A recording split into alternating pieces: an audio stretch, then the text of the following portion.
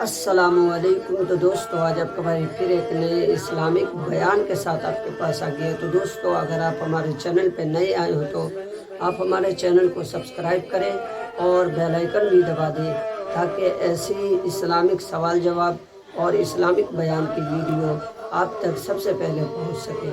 تو دوستو آئیے ویڈیو شروع کرتے ہیں۔ السلام علیکم ورحمۃ اللہ وبرکاتہ۔ الحمد للہ وکفى وسلام علی عباده الذین اصطفى، اما بعد فقال اللہ تبارک وتعالی فی القرآن المجید والفرقان الحمید، فاعوذ باللہ من الشیطان الرجیم، بسم اللہ الرحمن الرحیم۔ لن ينال الله لحومها ولا دماؤها ولكن يناله التقوى منكم، صدق اللہ العظیم۔ معزز سامعین، محترم بزرگ اور دوستو، آج عید الاضحیٰ کا دن ہے۔ عید الاضحیٰ آپ کو بہت بہت مبارک ہو۔ عید الاضحیٰ کا نام آتے ہی حضرت ابراہیم علیہ السلام کے جذبہ اور ایثار اور ان کی بیٹے کی قربانی کی یاد تازہ ہو جاتی ہے۔ معزز سامعین، قربانی اپنے وسیع مفہوم کے تناظر میں بے پناہ وسعت رکھتا ہے۔ جان و مال، اوقات، آرزو اور خواہشات کی قربانی دے کر ہی جاہ و منصب اور خوشحالی کا مزہ حاصل کیا ہو سکتا ہے۔ قربانی اسلام کی روح اور اس کا مطالبہ ہے۔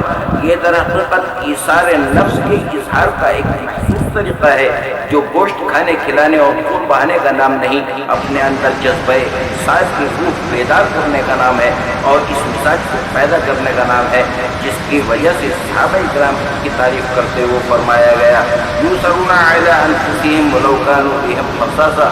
قربانی کا مقصد یہ ہے کہ آدمی اپنے مفاد اور اغراض کو مفاد عامہ پر قربان کر دے، دوسروں کی ضروریات کو اپنی ضروریات پر مقدم رکھے اور اپنے پورے وجود کو رضائے الہی کی خاطر فنا کر دے۔ سر تسلیم قدم ہے جو مزاج یار میں آئے کھانے والے۔ آج جس جانور کی قربانی کے فریضے کو امت ادا کرنے جا رہی ہے، اس کے ذریعے سے امت سے یہ مطالبہ کیا گیا ہے کہ ایک صاحب ایمان کو خدا کے حکم سے ایسی وابستگی ہو کہ پوری زندگی سراسر قربانی ہو جائے۔ صاحب ایمان کی جان و مالت تو جنت کے بدلے میں خریدی ہوئی ہے، اسے ہر وقت یہ مطمع نظر رہے کہ جو کچھ بھی ہے اللہ کا ہے، اس کے اوقات و لمحات اور زندگی کی تمام نعمتیں اس کے حکم سے۔ لفظ اسلام اور مسلم اسی مفہوم کا تقاضا کرتا ہے، اسی لیے حضرت ابراہیم علیہ السلام کو قرآن کے کریم کے اندر حنیف مسلمہ کہا گیا اور فرقان کعبے کی تعبیر سے فراغت کے بعد حضرت ابراہیم نے یہ دعا مانگی۔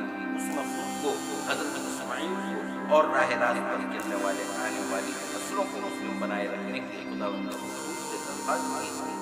حقوق العباد، اخلاقیات کی طرف سے اسلام نے بار بار توجہ دلائی ہے، لہذا قربانی کا پورا مزاج پیدا کر کے مفاد پرستی، خود غرضی، بزدلی جیسی بیماریاں جو امت کے لیے ناسور کی حیثیت رکھتی ہیں، ان بیماریوں کا سدباب کرنا مقصود ہے۔ نیز حکم الہی کی ادائیگی کے لیے ہمہ وقت تیار رہنا چاہیے، اس کے لیے اپنے مفادات اور مزاج کی کتنی قربانیاں کیوں نہ دینی پڑیں۔ الفت میں برابر ہے وفا ہو کہ جفا ہو، ہر چیز میں لذت ہے اگر دل میں مزہ ہو۔ صرف اور صرف رضائے الہی اور خدا کی خوشنودی ہو، احکامات کو بوجھ سمجھ کر نہیں بلکہ وارفتگی اور سرور کے ساتھ انجام دیا جائے۔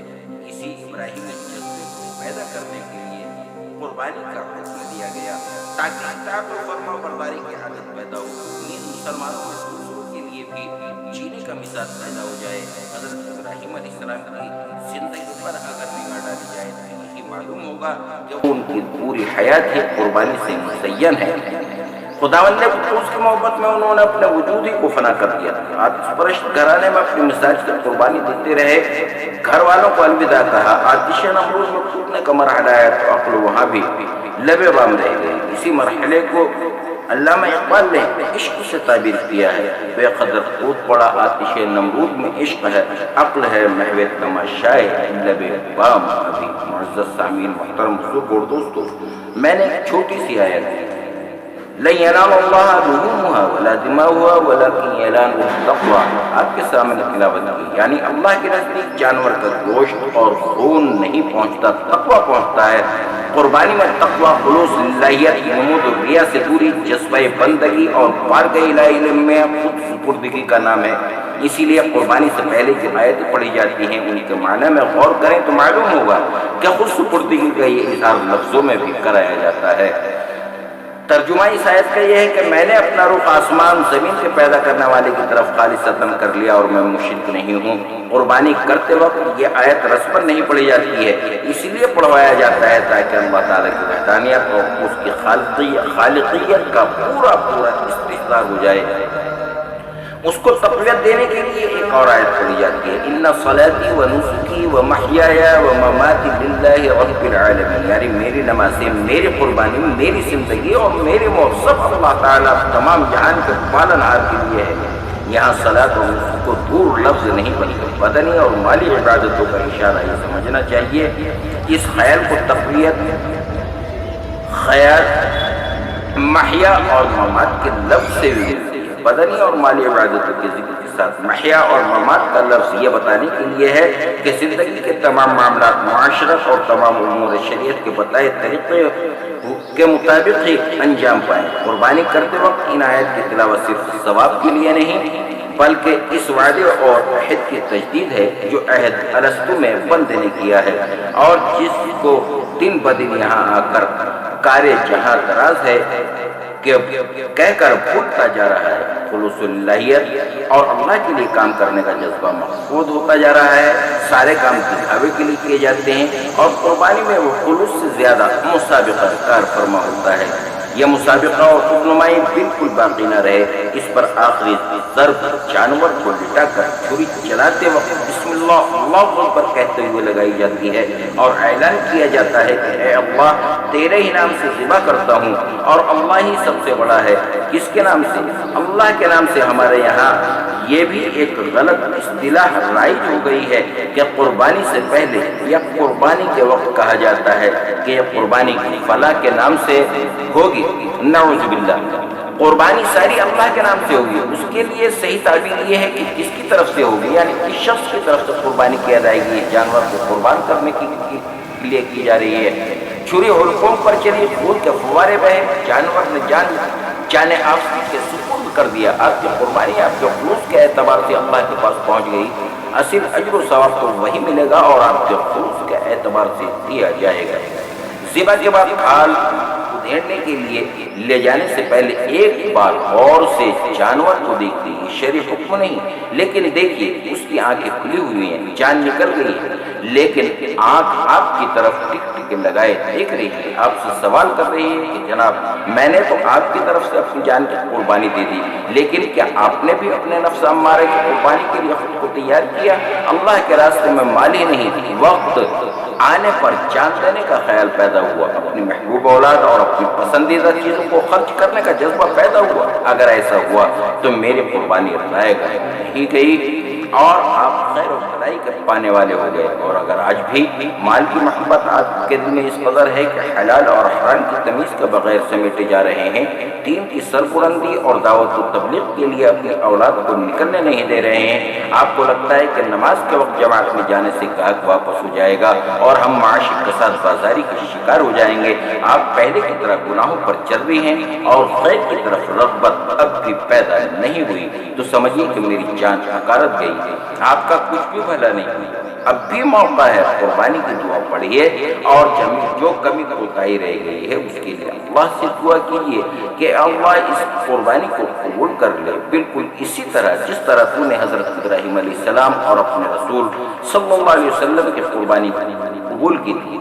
اس قربانی کو قبولیت کا وہ مقام عطا فرما دی جو انبیاء کرام کی قربانیوں کو تو نے دیا. یہ دعا ذبح کرنے والا ہی پڑھتا ہے، لیکن قربانی کے اس پورے عمل میں شعوری طور پر شریک ہونے کی غرض سے یہ حکم دیا گیا کہ بہتر ہے کہ آدمی اپنی طرف سے قربانی کے جانور خود سے ذبح کرے، اور اگر اس کے لیے کسی وجہ سے ایسا کرنا ممکن نہیں تو وہاں پر قریب میں کھڑا رہے تاکہ قربانی کے عمل کو خود سے دیکھے اور محسوس کرے کہ یہ صرف جانور کا ذبح کرنا نہیں بلکہ سب کچھ اللہ کے راستے میں قربان کرنا ہے، مال بھی، جان بھی، اولاد بھی، زندگی اور موت بھی۔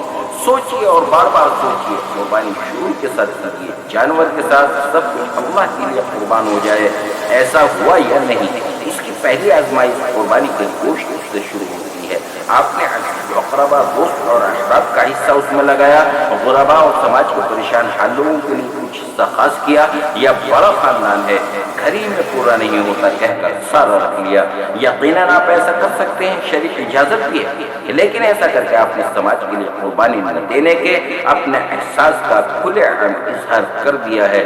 جانور کے کھال کی قیمت آپ نے غربا، یتامہ کے لیے دیا یا بغیر فروخت کیے اپنے لیے جائے نماز بنا لیا۔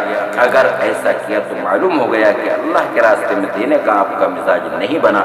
آپ نے اپنی طرف سے قربانی کر دی، لیکن بیوی بھی صاحب نصاب ہے، بہو بھی 7.5 تولے سونا یا 52.5 تولے چاندی کے زیور لے کر بیٹھی ہے، بیٹے نے بھی بینک بیلنس اور سامان کی مالیت کا جمع کر رکھا ہے کہ ان کی طرف سے قربانی رہ گئی، اور آپ مردوں کی طرف سے قربانی کر رہے ہیں۔ پہلے ان کی طرف سے تو قربانی دے دیجیے جن پر واجب ہے۔